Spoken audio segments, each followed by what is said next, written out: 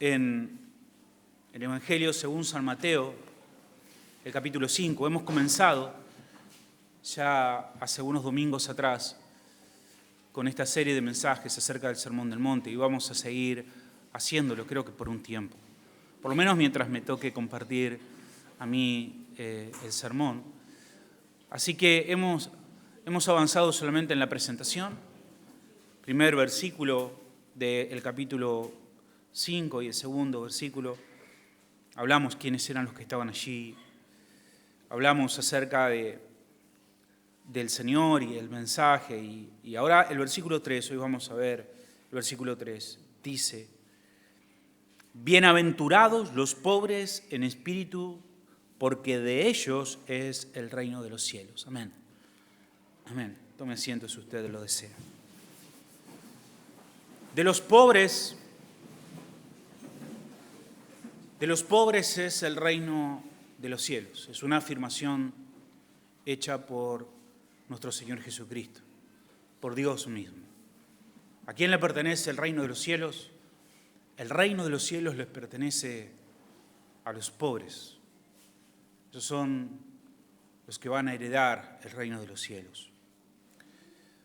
Dios vino al mundo. ¿Para qué vino Dios al mundo?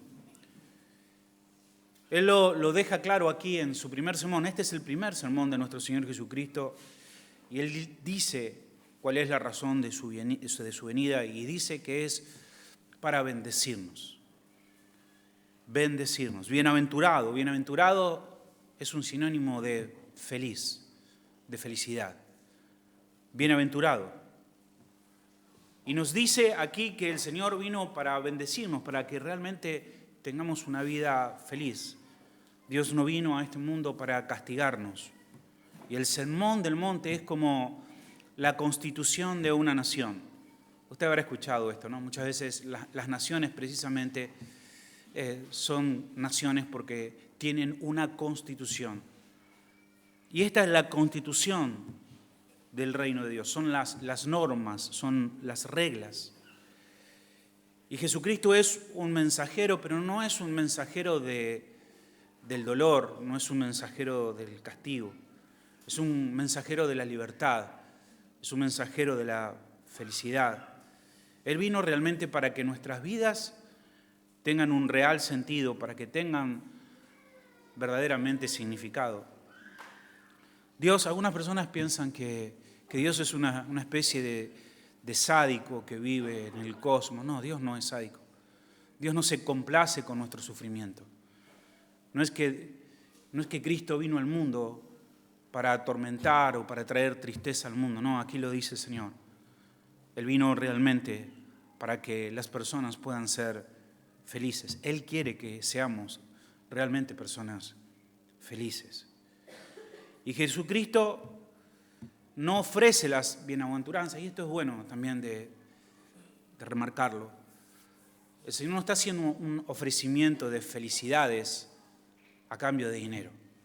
Esto no es una especie de culto donde las personas escuchan una palabra y dicen, bueno, yo tomo esa palabra para mí, y vienen corriendo y dicen, yo voy a sellar esa palabra para mí con dinero.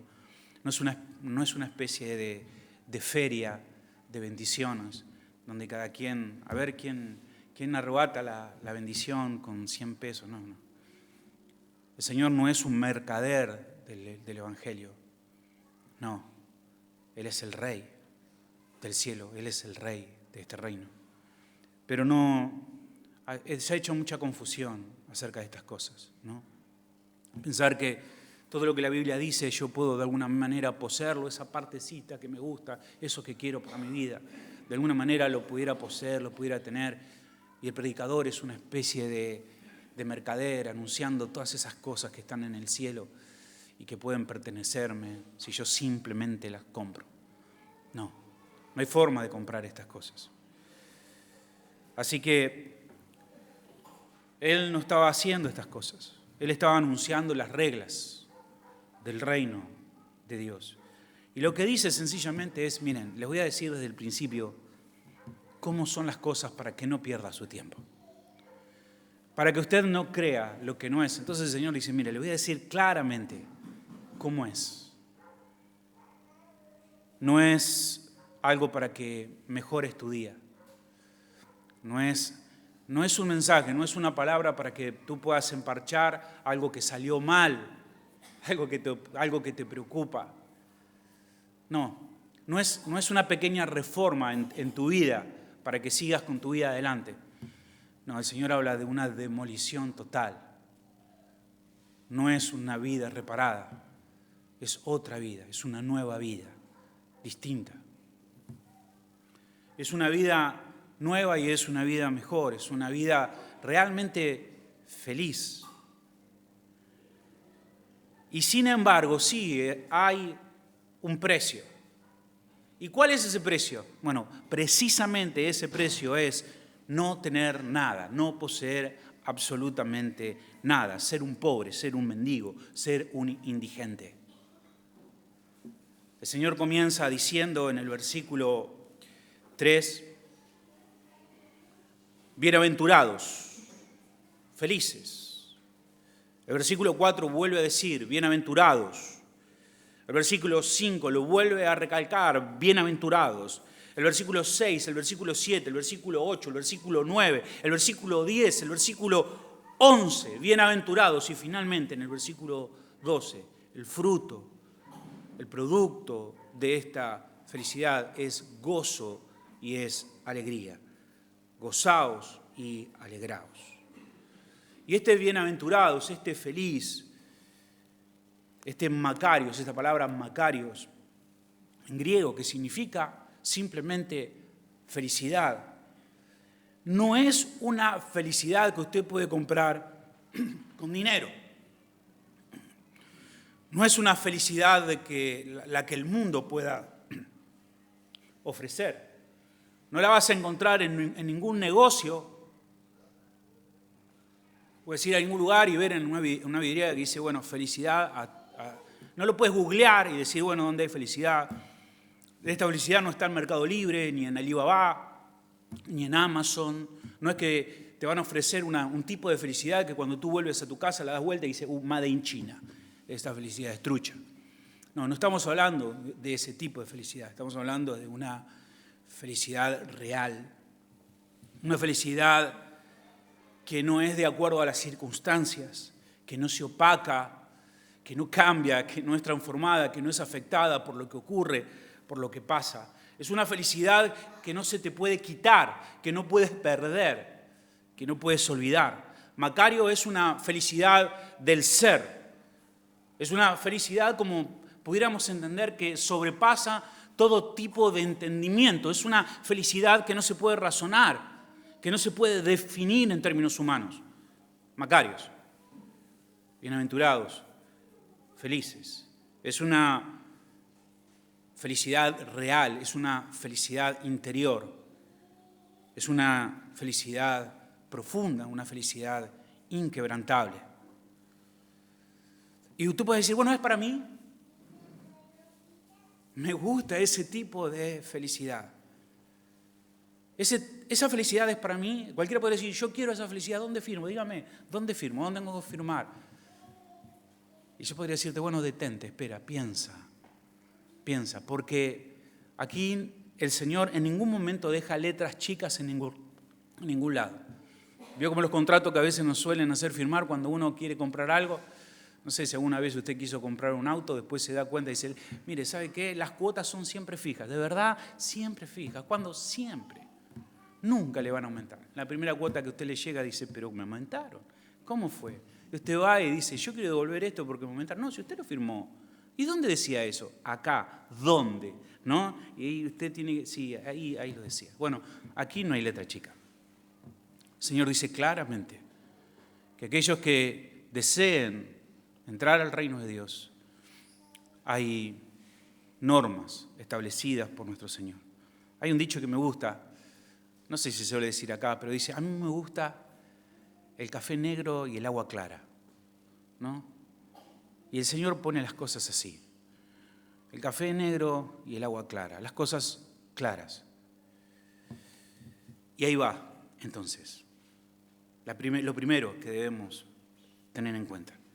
Primero, que todas estas bienaventuranzas, todas estas bendiciones, todas estas felicidades, todos estos macarios que están aquí en las Escrituras, son solo para creyentes. Solo para creyentes. Solo para creyentes. El sermón no hace ningún ofrecimiento para personas que estén fuera de Cristo. Absolutamente nada. No hay ninguna esperanza, no hay ninguna bendición que ésta sea aplicable a una persona que está fuera del reino. Ninguna. Sí había una multitud, sí es cierto. Si usted lee claramente, dice, viendo la multitud, el Señor ve la multitud, el Señor pasa a través de la multitud, el Señor va hacia la ladera de una montañita, una montaña. Lo siguen sus discípulos, lo siguen también seguramente personas allí, todas las personas que podían seguirle, escuchan el mensaje, pero el mensaje es dirigido hacia los suyos, el mensaje es dirigido a los que son creyentes. Yo he escuchado algunas personas que dicen, yo fui a la iglesia alguna vez y me estafaron. Me engañaron. Me dijeron que iba a parar de sufrir y nunca paré de sufrir. Me dijeron que iba a ser un campeón y nunca fui un campeón. Me dijeron que mi hijo se iba a sanar y mi hijo no se sanó. Me dijeron que mi esposa se iba a quedar en casa y mi esposa no se quedó en casa, mi esposa se fue. Me dijeron que si entregaba mi auto iba a recibir una Ferrari y ahora no tengo ni para zapatillas. Me engañaron. Espera que te aclare eso. Te lo dejo claro. Sí, te engañaron. Te engañaron, es verdad. Muchas personas se paran detrás de púlpitos como este a rifar bendiciones del cielo. Que dicen, no, si tú vienes, si tú te quedas aquí con nosotros, no habrá más lágrimas.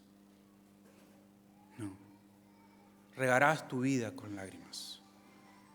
Pero la promesa del Señor es que aquellos que están en el Señor, las lágrimas serán enjugadas por Él mismo. Este mensaje no tiene nada que ofrecerle a las personas que están sin Cristo. Hay un principio y un fin. Hay una coherencia en este mensaje. Cada versículo está encadenado al versículo anterior y encadenado al versículo que le sigue. Hay una progresión. Miren conmigo el versículo 3. Primero vemos en el versículo 3 que debes ser un pobre en espíritu. Y eso te va a llevar a tener una actitud correcta hacia el pecado que te llevará a llorar. Versículo 4. Y ese reconocer de tu situación y este llorar te va a conducir a una mansedumbre, a un sentido de humildad. Luego viene un hambre y viene una sed de justicia. No sé si estás viendo esta progresión en el pasaje. Eso se manifiesta en misericordia, el versículo 7, en pureza de corazón, en el versículo 8, en una actitud pacificadora, en el versículo 9. Y el resultado de ser misericordioso, puro de corazón y pacificador es que usted va a ser perseguido, va a ser calumniado, perseguido y falsamente acusado. ¿Por qué?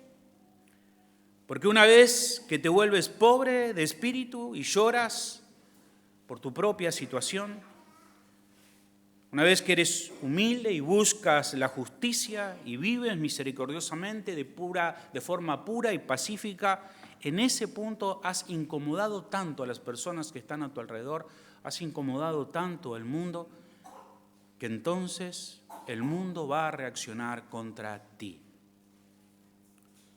Pero si eso ocurre, dice el pasaje, gózate y alégrate mucho, porque grande es tu recompensa en los cielos. O sea, si vives así, pobre en el espíritu, quebrantado por tu pecado, manso, buscando la justicia, volviéndote por eso misericordioso, puro de corazón, pacificador, el mundo se volverá contra ti. Y si esto ocurre, no te entristezcas, alégrate, porque puedes entonces estar seguro que el versículo 13 es verdad para ti. Eres la sal de la tierra. Y eso es lo que se necesita.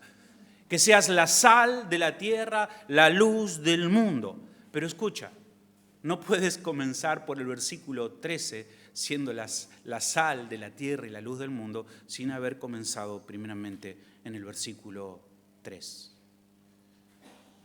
Siendo pobre de espíritu. Están conectados todos los versículos. Hay una progresión. Así que comencemos en el versículo 3. Bienaventurados los pobres en espíritu, porque de ellos es el reino de los cielos. ¿Por qué comienza el Señor con esto? ¿Por qué esto es el comienzo? Bueno, es fácil, porque ser pobre en espíritu es la característica principal de un creyente. En definitiva y en esencia, eso es un creyente. Es alguien pobre en espíritu.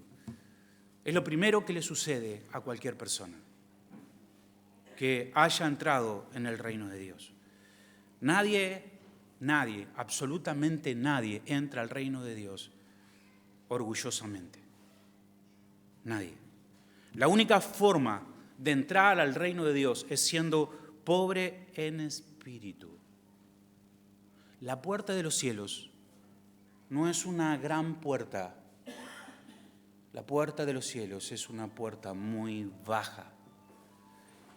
Y los que entran por la puerta del reino de Dios deben arrastrarse para entrar al reino.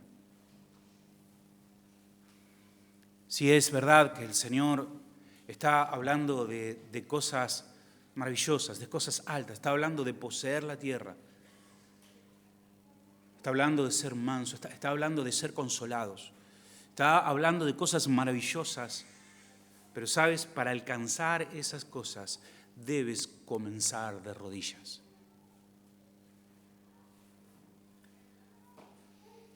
Este es un mensaje poco común, muy poco común.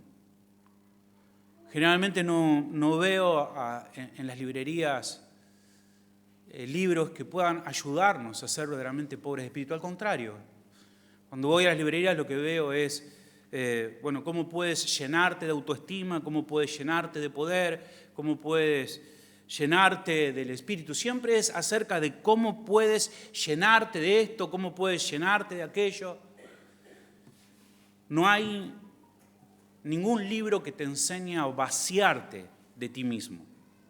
Imagínate un libro que te diga 5 pasos para ser nadie. ¿Cuáles son las 3 claves para hacer nada en la vida? No hay un libro así. No existe un libro así. ¿Por qué? Porque el cristianismo de hoy se alimenta del orgullo. Es el orgullo. Ahora el Señor comienza aquí diciendo que esta felicidad es para los pobres. Porque si tú no eres pobre en el espíritu, entonces nunca conocerás la gracia del Señor. Jamás. Hasta que no seamos pobres en espíritu, Cristo nunca va a ser nuestra riqueza. Mientras que mis ojos estén sobre mí mismo, sobre lo que tengo, sobre lo que poseo, entonces nunca Cristo va a ser mi tesoro. Jamás. Hay una historia que no creo que sea real. Dice que hay un maestro y un discípulo. Seguramente usted la conoce. Hay un maestro y un discípulo que salen a visitar un pueblo y se encuentran en una casa muy humilde, muy humilde. Apenas es una casa con personas viviendo en extrema pobreza. Pero aún en esa pobreza, esa familia con hijos recibe al maestro y recibe a su discípulo. Y ellos ven que el único sostén de esa familia es una vaca flaca que apenas da leche. Entonces, de esa pobre vaca y de esa escasa leche que está dando la vaca, esa familia subsiste. Allí están. Llega el maestro y llega el discípulo, se hospedan ahí esa noche. Y en la madrugada, el maestro despierta al discípulo y dice: acompáñame. Y le dice al discípulo: toma este cuchillo y mata a la vaca. El discípulo dice: no, ¿qué tipo de crueldad es esa? ¿Cómo voy a matar a la vaca, que es el único sostén de esta familia? Dice: hazlo, mata a la vaca. En obediencia al discípulo degüella la vaca y se van en medio de la noche. Pasados unos años, el discípulo recuerda a esa familia, recuerda cuán cruel había sido su maestro y que él había participado en esa decisión y decide ir al encuentro de esa familia nuevamente. Para su sorpresa, cuando él llega, esa casa ya no está más, no existe más, no está esa casa. Y dice: claro, seguro, matamos la vaca y seguramente esas personas murieron a los 2 o 3 días. ¿De qué iban a vivir? ¿Qué iban a comer? Así que golpea las manos para saber cuál había sido el destino de esa familia. Y para su sorpresa, lo recibe la misma familia. Pero no parecían los mismos, estaban diferentes. Su casa era totalmente diferente. Es más, hasta tenían un vehículo. Dijo: ¿pero qué pasó? Y el hombre le dijo: ¿sabe? Les queríamos contar la historia, pero esa noche que ustedes se quedaron, durante la madrugada, vinieron personas malvadas y asesinaron a nuestra vaca. Ustedes se salvaron, se fueron, no los encontramos, pero nos quedamos sin la vaca. Y en esa desesperación que tuvimos, en ese sin saber qué hacer, vendimos la vaca y compramos algunas semillas. Y comenzamos a plantar. Vio que teníamos un campo, bueno, empezamos a comprar y a trabajar en el campo. Y empezó a haber semilla, comenzamos a vender los frutos, porque producía más de lo que podíamos comer. Y luego pudimos comprar más semillas y compramos, y gracias a Dios estamos aquí. Mientras que pensemos que lo que tenemos en nuestras manos es lo más valioso, jamás daremos un paso para el reino. Yo podría concluir este mensaje diciendo: este mensaje se llama Mata tu vaca, ¿no? Pero no es la idea. No es la idea. Pero sí es claro de que muchas veces tú estás aferrado a cosas que tú piensas que tú tienes y tú no tienes eso te tiene a ti. Y hasta que tú no sepas que estás en miseria y estás desesperadamente en crisis, entonces nunca entenderás el valor de Cristo. Hubo una iglesia que dijo: soy rico y no tengo necesidad de nada. Y el Señor le dijo: no sabes que eres un pobre de aventurado. Dice la palabra de Dios: si el grano de trigo no cae a tierra y muere, entonces no puede dar fruto. No puede. Hasta que no sepamos qué tan condenados estamos, no podemos ver lo glorioso y maravilloso que es nuestro Señor. Y esto debe ser desde el principio. No es que tú puedes ser cristiano y más o menos dentro de un par de años te das cuenta que eres un miserable. No, si tú no te das cuenta que eres un miserable desde el principio, nunca vas a llegar a ser creyente. Es algo que está al principio, es la puerta, es el comienzo de todo. Escucha, la única manera de entrar al reino de Dios es confesando tu propia injusticia, es reconocer tu incapacidad de poder seguir los caminos del Señor, de poder cumplir lo que el Señor demanda. Es decir, no puedo hacerlo y debes confesarlo. Es confesar, arrepentirte y creer en fe. entras al reino sabiendo que no tienes fuerza, con un sentimiento de desesperación.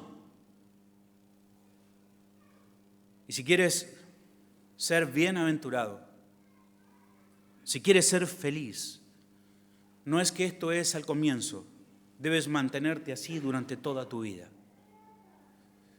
No hay lugar para el orgullo ni al principio de la vida cristiana, ni durante la vida cristiana. Nunca. Y eso a veces bueno, es fácil. No, es lo más difícil. Es lo más difícil. Porque hoy, el cristianismo de hoy, de lo que más se alimenta es del orgullo. Come, se alimenta del orgullo. Se alimenta de la exaltación de las personas. Pero si quieres ser feliz, debes morir a tu orgullo cada día y reconocer que no tienes nada, que no hay nada en tu persona o en tu carne para que puedas gloriarte.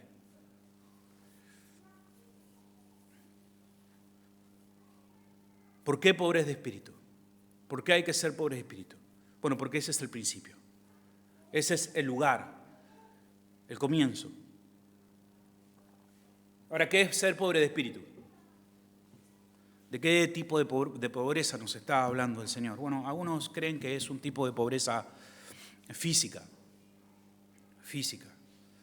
El Señor dice aquí en el versículo 3, bienaventurados los pobres de espíritu, porque de ellos es el reino de los cielos. Y si tú te vas a Lucas 6, Lucas 6, el versículo 20, 6:20, Lucas 6:20, dice, y alzando los ojos hacia sus discípulos decía, bienaventurados vosotros los pobres, porque vuestro es el reino de Dios. Algunos creen que según Lucas estaba hablando de una pobreza física. Lucas no dice qué tipo de pobreza, pero ciertamente hay distintas pobrezas. Uno puede ser pobre, no solo pobre materialmente, puede ser pobre mentalmente, puede ser, pobre en el sentido de amigos, puede ser pobre en el sentido, de seguidores, puede ser, hay mucho tipo, pobre en el sentido de educación. Pero cuando tú encuentras dos versículos, por ejemplo, en el Nuevo Testamento, en los Evangelios, dos afirmaciones, una dice pobre en espíritu y la otra dice simplemente pobre, entonces deberíamos pensar que uno está aclarando el otro. Si tú juntas los dos versículos, entonces vas a entender de qué tipo de pobreza está hablando el Señor. Obviamente es una pobreza de espíritu, no es una pobreza material. Porque si fuera una pobreza material, como muchas personas afirman, el peor pecado que nosotros podríamos hacer es darle dinero a un necesitado, ¿cierto? Sería pecaminoso. Sería terrible si nosotros ayudáramos a una persona pobre materialmente. Le estaríamos robando su felicidad. No puede ser posible que el reino de Dios sea de personas pobres económicamente. Si fuera así, entonces dejemos de traer el kilo. ¿Por qué? Porque el kilo es para ayudar a personas que tienen una necesidad económica pasajera, o cerremos los orfanatos, las ayudas sociales, los comedores. Todo eso para un creyente debería ser terriblemente pecaminoso. Es más, si la felicidad estuviera en la pobreza económica, yo debería procurar de sacarles todo el dinero a ustedes, ¿no? Porque cuanto más pobre, más feliz usted sería. Sería una especie de estafador, ¿no? Diciéndole, usted venga, pase de dinero. Eso me suena a gente que conozco, pero algunas personas piensan esto. Pero no estaba hablando de pobreza económica. Pobres de espíritu no significa pobreza material. Alguien puede ser muy pobre materialmente, pero sin embargo rechazar con orgullo la gracia de Dios. En una oportunidad, seguramente a usted le pasó, lo vio, lo vivió, en un semáforo una persona golpea el vidrio pidiéndome dinero, entonces bajo el vidrio y cuando le entrego dinero le digo, Dios te bendiga. La persona me miró a los ojos y me dijo, yo quiero tu dinero, pero no tu Dios. Alguien puede ser pobre materialmente, pero aún así, orgullosamente, rechazar la gracia de Dios. Y aquí el término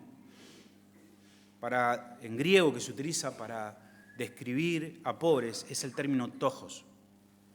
Y es importante porque hay muchas palabras que pueden parecer que significan lo mismo, pero particularmente este término tojos no habla de un tipo de pobreza circunstancial. O sea, en términos de pobreza y riqueza, en este lugar no hay nadie rico. No hay nadie rico. Tampoco hay nadie tojos, pobre. Porque este tipo de pobreza es un tipo de pobreza extrema, paupérrima. Un tipo de pobreza de mendicidad, de depender de otra persona. Es más, el término habla de una persona que está encorvada en la oscuridad, tapándose su cara, avergonzado y estirando su mano para recibir limosna. Eso es tojos. Es una pobreza, o sea, es como que alguien no tiene ningún tipo de recurso, absolutamente ni confía en ningún tipo de recurso que él pueda tener. Él está totalmente incapacitado. Eso es tojos.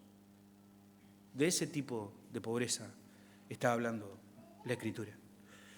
Entonces el Señor dice, felices los pobres, los que están humillados, los que están avergonzados. Tú podrías decir, espera, predicador.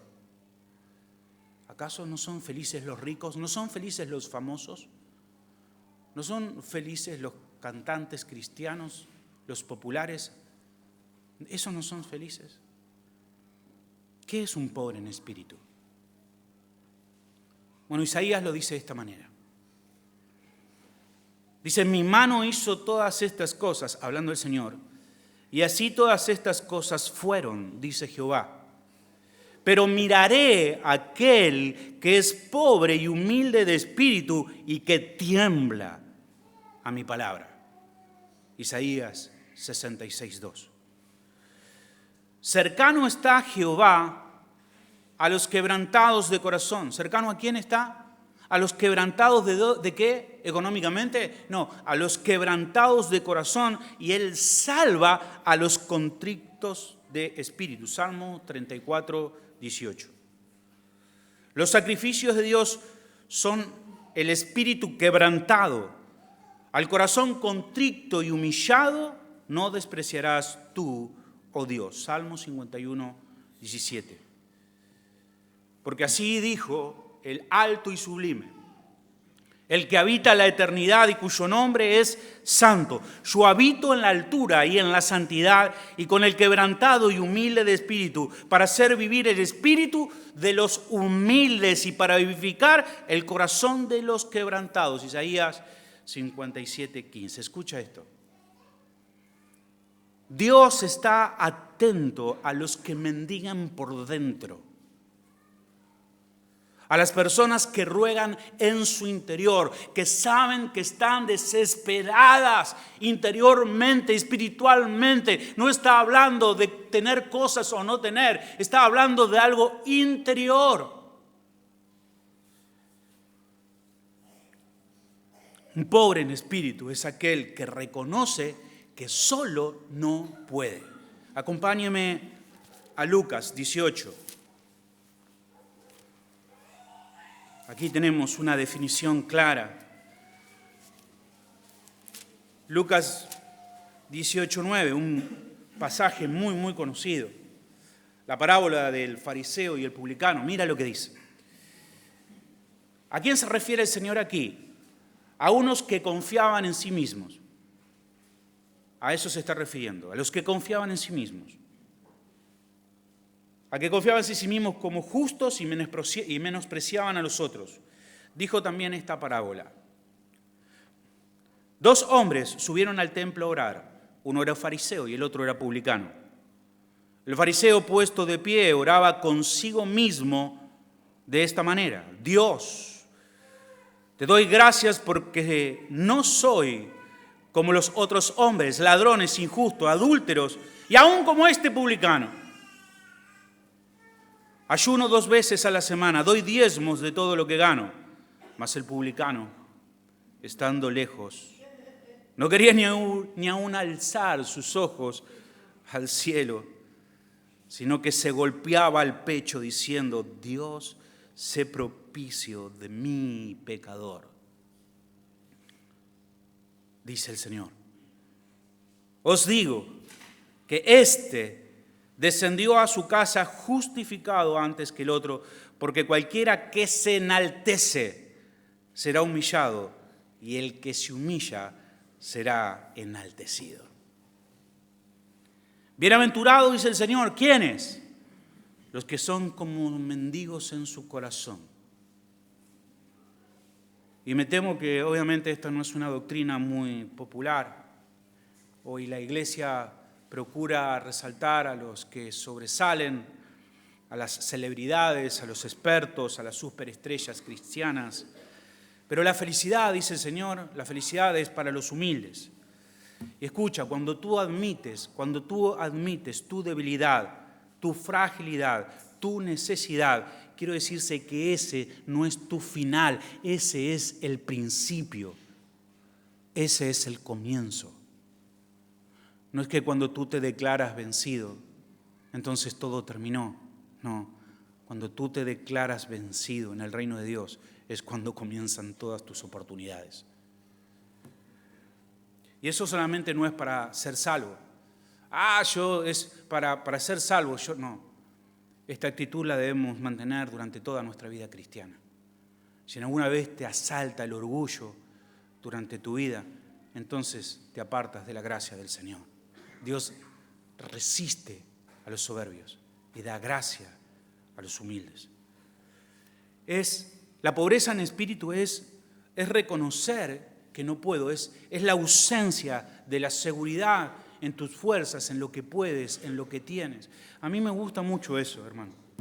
A veces cuando yo veo que las personas están yendo de acá para allá, golpeándose, algunas personas tratan de intervenir con eso.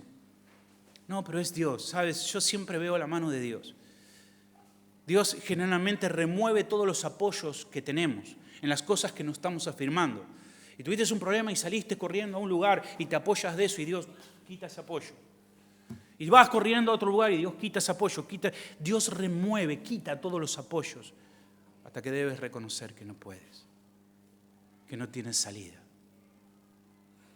Ahí tú te vuelves un quebrantado de corazón, un pobre de corazón. Pobre en espíritu es la ausencia del orgullo. Es la ausencia de la seguridad en uno mismo.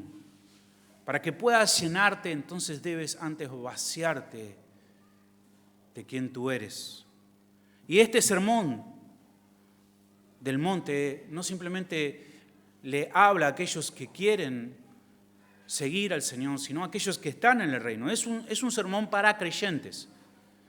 Y les dice cómo debemos vivir. Y tú dices, ¿cómo debo vivir si el capítulo 5 de Mateo, el versículo 8, dice, sed perfectos como mi Padre es perfecto? Eso es imposible. Bueno, precisamente el Sermón del Monte lo que te va a mostrar es que es imposible que lo hagas por tus fuerzas. Es imposible. ¿Cuál es el resultado entonces? Bueno, el resultado es que hay una humildad permanente en cada creyente. Cuando dice pobre, ese pobre es un verbo presente. No es que eres pobre en un momento. No, es un pobre durante toda nuestra existencia como creyentes. No es solo al principio, sino una forma constante. Debemos vivir de rodillas para estar de pie delante del Señor. ¿Cómo nos hacemos pobres en espíritu? Bueno, si alguien pobre en espíritu significa no confiar en mí mismo, entonces ser pobre en espíritu es no centrarme en mí. Interesante lo que compartía nuestro hermano cuando hacía la apertura. Algunas personas se casan para que yo pueda amar a alguien, para dejar de estar solo, para que alguien pueda ayudarme, para que alguien pueda ser mi compañía, para que alguien pueda evitarme de estas tentaciones que tengo. Para eso yo quiero casarme. No.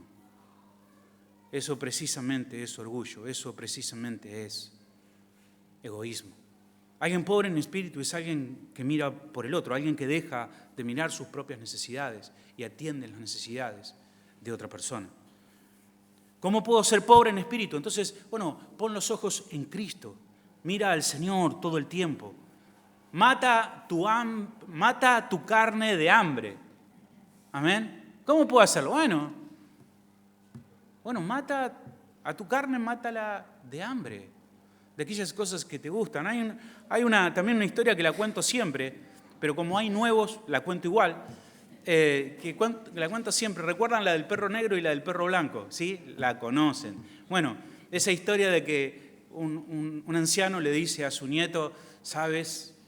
Yo me imagino esta idea, un fogón, el anciano medio místico ahí, mira su nieto a los ojos y le dice, hijo, ¿sabes? En el interior de cada hombre hay un perro negro y un perro blanco que están luchando constantemente. Wow. Hay una lucha. La pregunta lógica del niño es, ¿qué perro gana? ¿Gana el blanco o gana el negro? Y el anciano le responde, el que tú más alimentes. El que tú más alimentes. Ese es el que tiene más fuerza. ¿Quieres ser pobre de espíritu? Entonces, mata tu carne. Amén. Mata. ¿Cómo va Argentina? Amén. ¿Quiénes son futboleros? Levanten la mano. Acá. No saben cómo va Argentina, ¿no? En el REC iba 1-0 ganando. Ese es el ejemplo.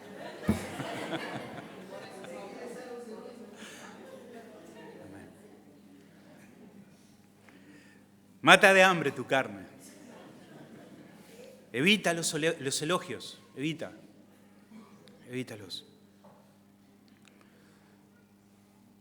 Debes tener una vida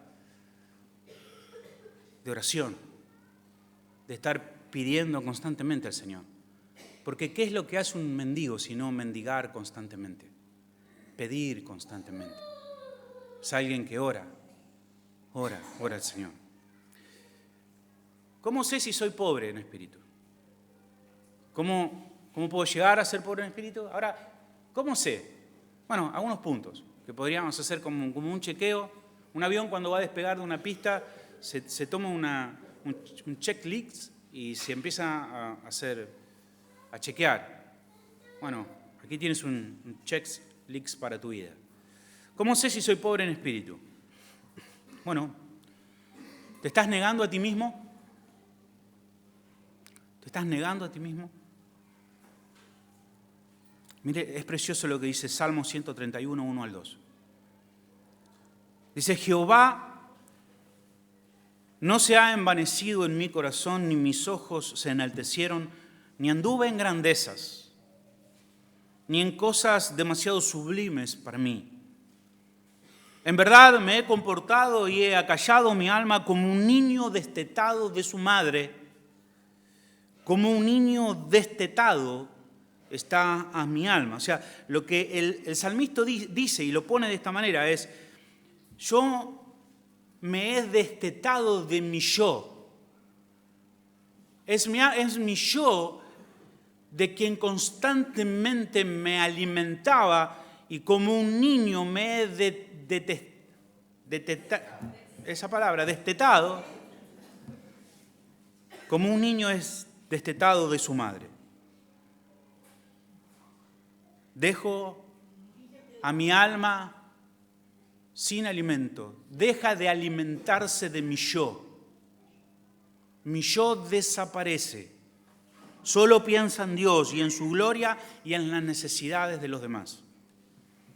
¿Cómo sé si soy alguien pobre en espíritu? Bueno, si verdaderamente estoy maravillado en Cristo, si estoy contemplando su gloria, como dice 2 de Corintios capítulo 3, 18, de gloria en gloria estamos siendo transformados, mirando, contemplando la gloria del Señor.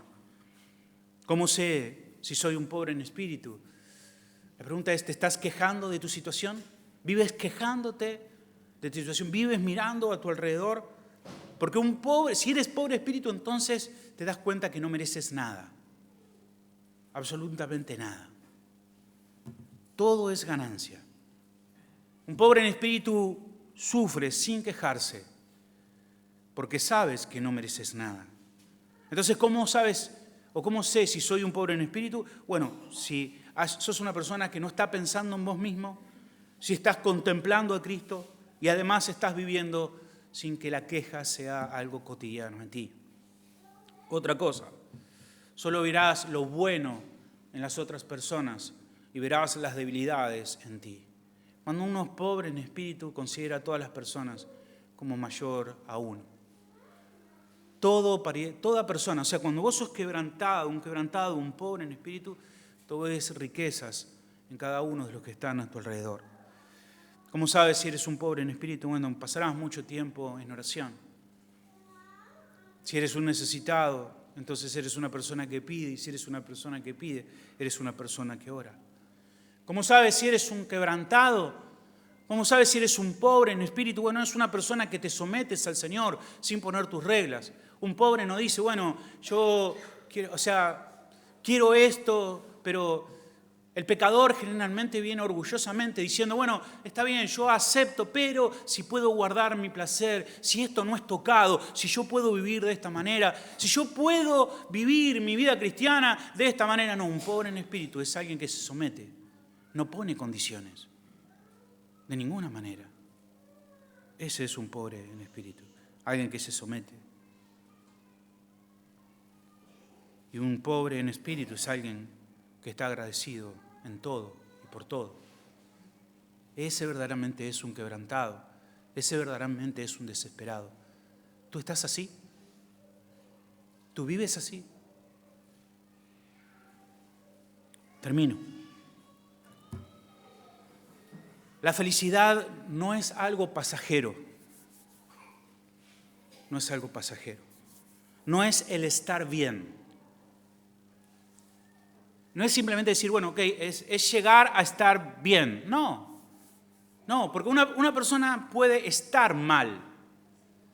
Y está mal y se toma una cerveza y ya no está tan mal. Se toma 2 cervezas y ya diría que está hasta alegre. Se toma 3 cervezas y ya está cantando. Pero la felicidad no es estar feliz. La felicidad es ser feliz. Es algo infinito, algo que no cambia. Platón decía que ese tipo de felicidad superficial es como la del leproso que recibe un poco de satisfacción cuando se rasca con un palito la espalda y recibe, pero su cuerpo está todo llagado. Eso es estar feliz. Pero el Señor no habla de estar feliz. El Señor habla de ser feliz. Infinito en duración e infinito en intensidad. Oramos al Señor.